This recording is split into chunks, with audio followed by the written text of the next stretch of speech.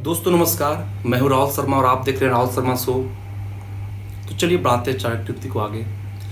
तुष्टा भार्या सठम मित्रम मृत्यु सचोतर दायका ससर्पे चा गृहवासो ना मृत्युरेव ना संशय।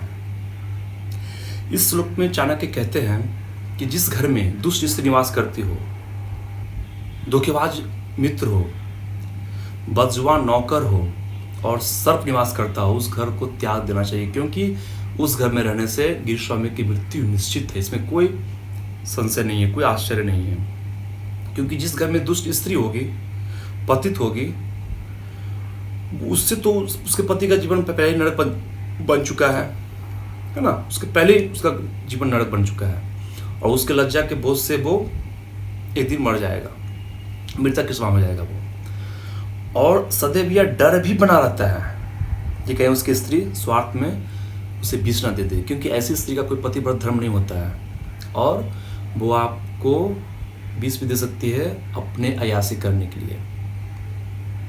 उसे सिर्फ अपनी अयासी से मतलब होता है। दूसरा, अगर घर में गृहस्वामी का मित्र भी दगाबाज हो, धोखा देने वाला हो, तो वो ऐसी कठिनाई खड़ी कर सकता है जिससे उभरना उस गृहस्वामी के लिए नामुमकिन हो, असंभव हो।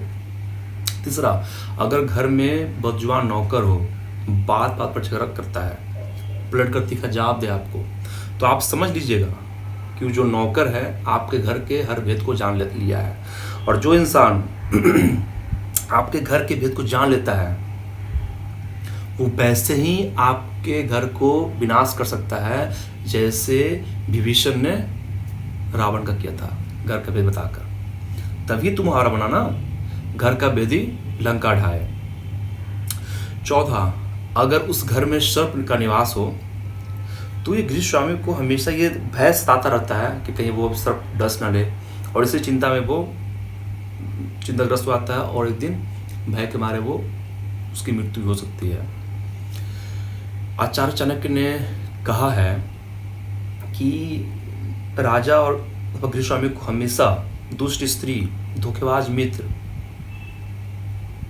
बदजुबान नौकर और घर में रहने वाला सर्प अथवा शत्रु से हमेशा सतर्क रहना चाहिए। आज के लिए चलते हैं अगले श्लोक पर। यस्मिन् देशे न समानो न वृत्तिंचा बांधवा न च विद्या अगमा कश्चित् तं देशो परिवर्जते, कश्चित् तं देशे परिवर्जते। यहाँ पर चाचा कहते हैं कि जिस देश में सम्मान नहीं हो, निवास करने के लिए कोई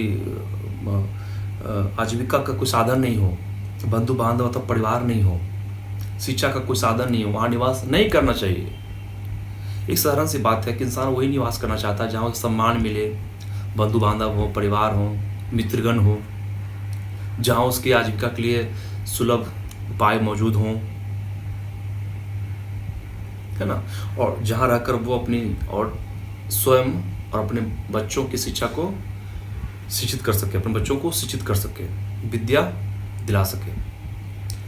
जहाँ ऐसी परिस्थितियाँ और साधन उपलब्ध नहीं होते हैं, वहाँ के लोग एक दिन संसार से कटकर नष्ट हो जाते हैं। आज के लिए इतना ही। अगर अच्छा लगा तो लाइक कर दीजिए, कमेंट करके बताइए कि और क्या बेहतर हो सकता है इसमें, और सपोर्ट करने के लिए प्लीज़ चैनल को सब्सक्राइब कर दीजिए। Thank you so much.